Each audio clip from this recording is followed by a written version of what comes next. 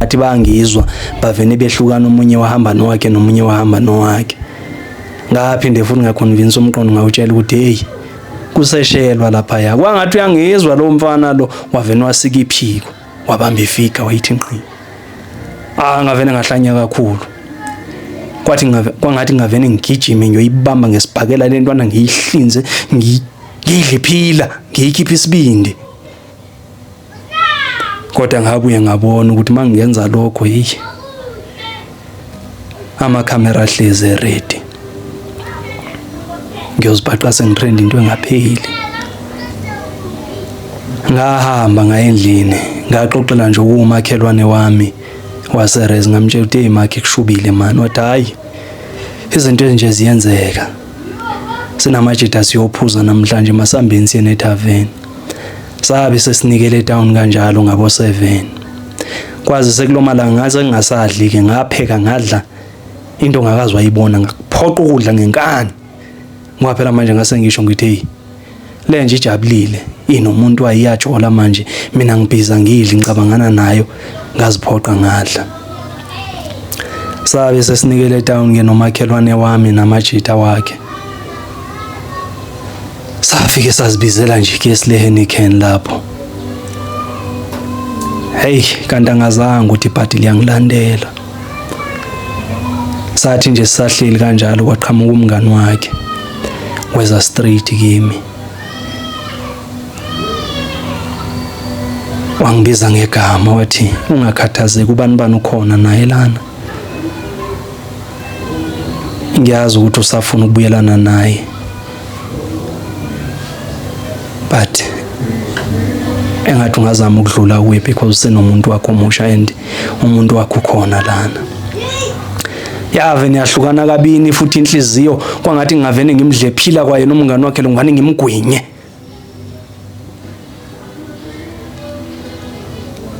Ngarelax ngathi ayikhuleka nami nginowami umuntu. Kwaziseke lapho ngiqambele enye inkosazana engangiyifuna kakhulu engangiyifuna phansi phezulu enhle inkosazana lena engangazi ukuthi mangingathola yona ingasivala isikhewu sakhe. Hayi kwabe sengijabulela ke lokho kuyinkosazana okumngana wakhe kwathi ayingcono mengabe nawe sekukhona umuntu osobambisene naye. Ngabe ngizwe ukuthi inhliziyo yami yadabuka. Kwathi kusenjalo wabethi qi.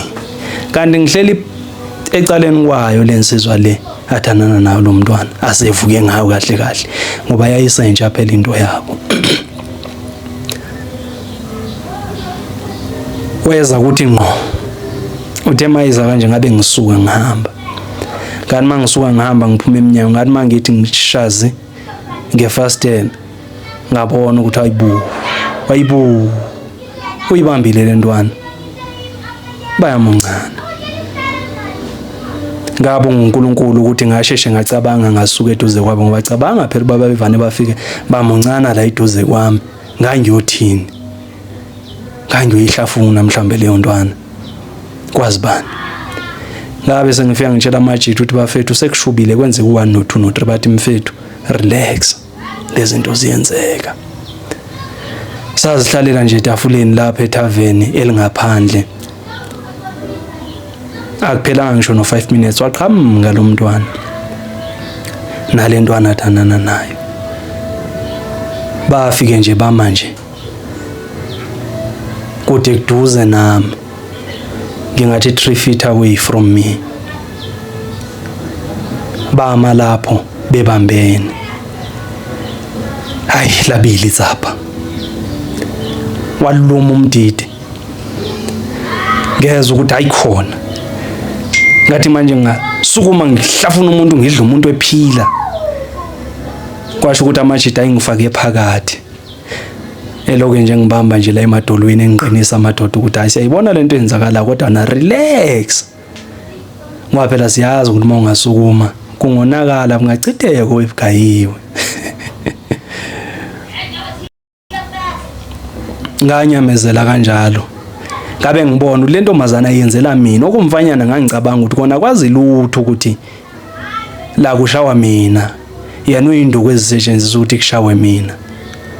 Ngazithulela kwathi kusuka babe beshwibe nomfanyana bewuphuma ngegate bewushona ebumnyameni banyamalala ebumnyameni lapho liyabili itsapha siyafuthi isibunu. Ngiyacabanga ukuthi kwenziwane emnyameni phela lo muntu lo ngisamthanda lo muntu kwazise phela bengimncenga ngoba ngisamthanda. Ngathi ngiyebelele ngaphuma emajitheni ngaphuma ngegate ngawushona ebumnyameni. Ngathi mangafika ebumnyameni into engangiyicabanga ukuthi mangafika lapha ngiyayiqeda le ntwana ngesibhakela ngiyayiqeda nya. Kanti mangifika ebumnyameni ngazibuza ukuthi mfana uzofunani la. Wabuya umqondo ukuthi abazali bangithumela ukuthi ngizofunda. Bathembele kumina abazali. Badinga mina ekhaya ukuthi kube yimina ofunda ngiphinde ngiyovusa ekhaya. Mangishaya le ntwana ngingayishayela imali bese sengiyaboshwa. Kwazise phela intombazana ayisangifuni kungalula nje ukuthi iyongibophisa futhi ngifuna mhlambe ngiwile empilweni. So nje ngayisebenzela kakhulu leyo ukuthi ingwisa. Ngabuyela emajitheni ngahlala nawo. Yabe ngishisa kodwa lento futhi sibona into engapheli. Sengibuqaqalaza notshwala sengenzela nje ukuthi ngivane ngidakwe nje ngihambe sengiphethwe. Ngabona ukuthi ngeke ngikwazi ukuhlala la kuze kushaye u2 ngoba sasizimisela ugoduka ngo2.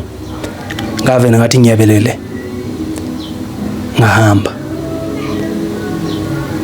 Ngazitholela nje ukuyi-hike ngoba kwakuthande ukuba buqamama esikolweni. Ngayithola i-hike wangithatha umjito wangibeka egate.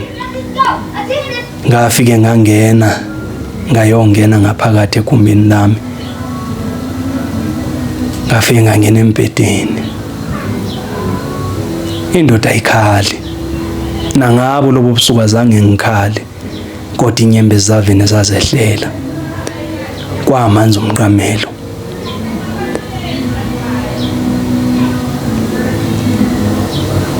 Ngaze ngazumeka ngathi mangivuka yazi mengabe khona into ekuphethe kabi uvuka ekseni uvuka ukhohliwe kukuthatha nje boma 30 seconds ukuthi kubuyele ubuye umqondo ukuthi eyibo kambe wathi mawubuye umqondo ngathi eyibo kambe umuntu wamakasekho izolo bekwenzeka ukuthi nokuthi azange ngisaqula ngavena ngaqonde wodrophini ngaqoqa umthwalo wami. Ngadonsa nje upha ngadonsa izikitshana zabambini ngadonsa amabhlukwana abamabili ngasula amakhwapha ngasula impahla enkulu ngayikhombe godukayo. Okwakuduma emqondweni wami ukuthi kumele labantu ngibabulele ngoba phela manje nabayangenyela. Labantu laba bangiboni sengisho lokho kumvanyana nakho lokhu okuma wengane yami. Ngagibela ngagoduka. Iplan ke lapho kwakuthi ngiyolanda isibhamu. Kwazise kubaba lapho wayengiboleka noma inini isibhamu engabe ngisidinga. Sike emthethweni lesi sibhamu engikhuluma ngaso. Ngangizafike ngisiboleke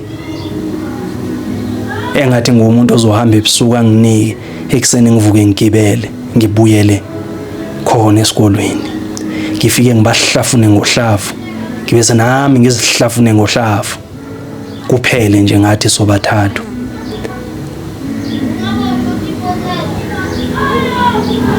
Ngahamba uhambo olude ibhlungu inhliziyo iqaqamba liduma ikhanda kubhlungu ngisho inwele lapho. Ngaze ngawufika ekhaya ngathi mangifika ngabe ngicabanga ukuthi kumele ngithole lesi sibhamu. Into engangiyigodukela nje ukuthola lesi sibhamu ngibuye ngiyobahlafuna ngohlavu ngizihlafune ngohlavu nami. Okwangibulala kakhulu ukubona ikhehla lami. Ngathi mangifika ekhaya mangibheka ikhehla okuyena umuntu wayengigqugquzelela ukuthi ngiqhubeke nokufunda.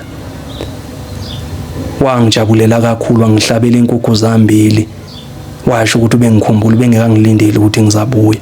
Kwaze ngangumuntu owayevame ukugoduka lapho ngoJune, ngoMashi ngangingakaze nje ngiqhamuke. Kwaze seke lapho kwakuFebruary 2020.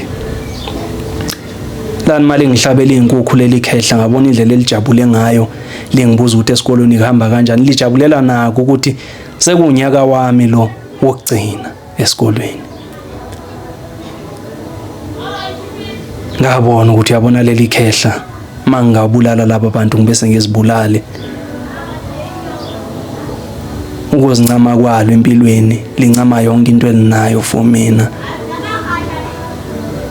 Yoba ngiyalibulala, yoba ngibulala lona impela. Ngabizwa kuyizinja zami, ngagibela intaba, ngawuzihlalela entabeni ilanga lonke langakusasa.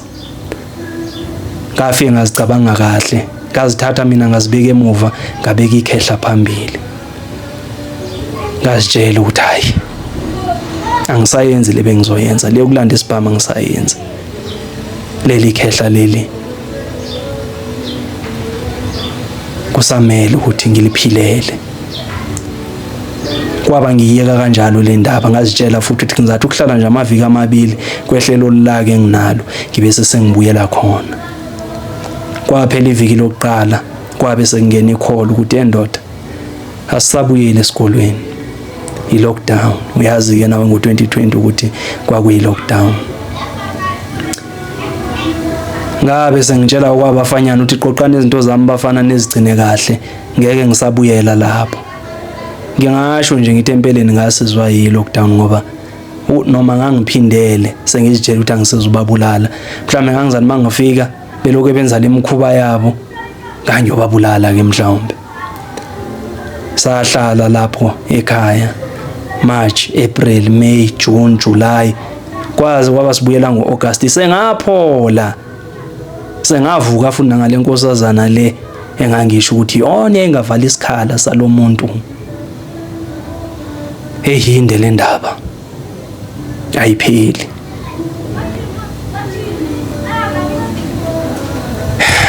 Inde le ndaba babukeli, lensizwa nje ayibeke indaba lena, sizazama ukuthi siphinde siqhubeke nayo le ndaba ngoba inde le ndaba iyaphuka lensizwa. Nawe ungasithumela ke sakho istory sibhalele ukuthi wephuka kanjani, sikwazi ukuthi nawe lakho udaba silidlulise. Yabo.